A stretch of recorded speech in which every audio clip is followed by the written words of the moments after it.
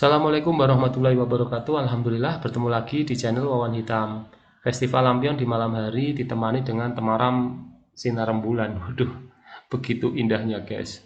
Tuhan telah menciptakan alam ini dengan indahnya. Mari kita pelajari agar kita pandai bersyukur. Guys, mari kita analisa guys, bagaimana ya lampion ini bisa terbang seperti ini. Ikuti guys video ini.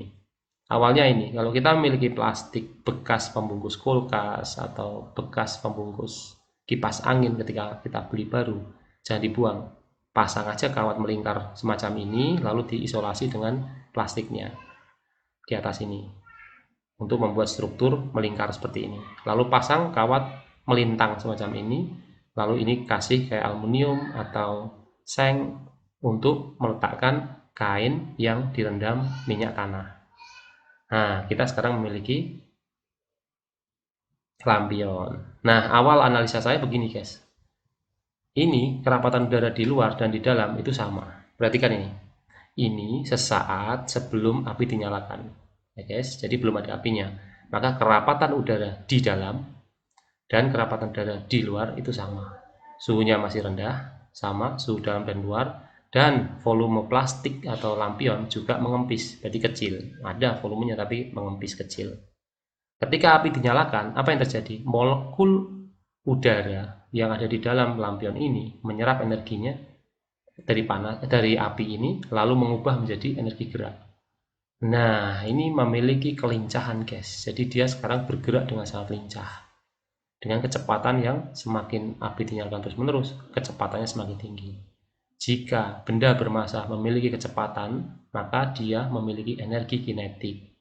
Karena energi kinetik itu besarnya setengah kali massa dikali kecepatan pangkat 2. Maka energi kinetiknya semakin besar. Nah, energi kinetik itu ternyata menekan di dinding-dinding lampion.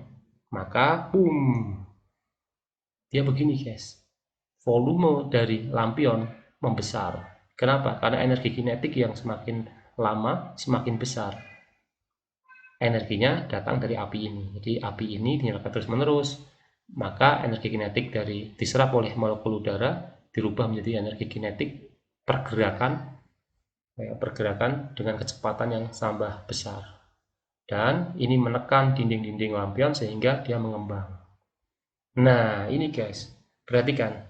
Sekarang analisanya adalah volume dari lampion mengembang besar, suhunya tinggi, terus-menerus dapat energi dari api.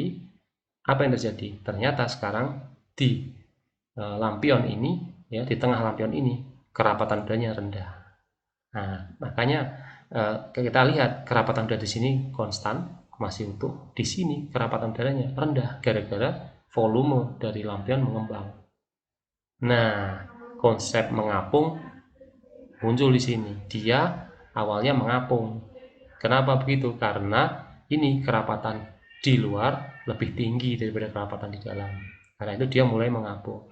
Semakin besar volumenya, semakin renggang udara di dalamnya, semakin selisih perbedaannya semakin besar antara kerapatan di luar dan di dalam. Karena volume semakin mengembang, maka dia akan terus melayang ke atas, guys.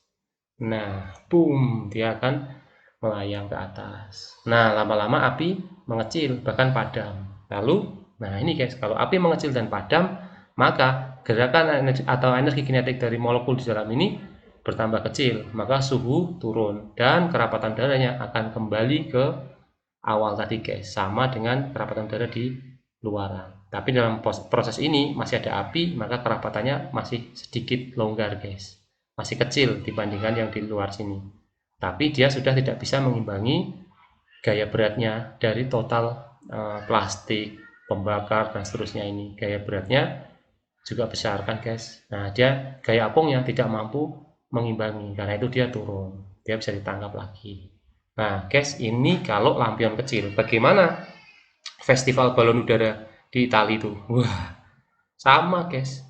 Ini proses yang sama. Jadi kalau di Italia ada festival balon udara raksasa, di tempat kita di Wonosobo ada festival lampion, sama, bedanya ukurannya aja yang beda.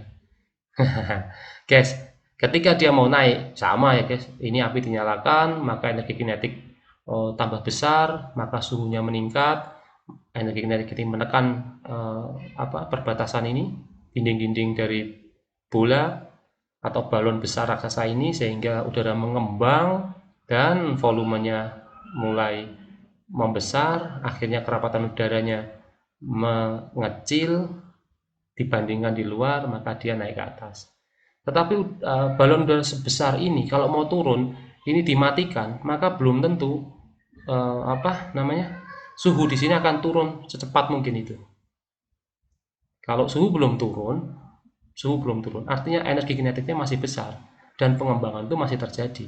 Kalau hal itu tidak terjadi, kalau suhu tidak turun, maka turun cepat gitu ya guys, maka dia tidak bisa turun balon ini ke bawah.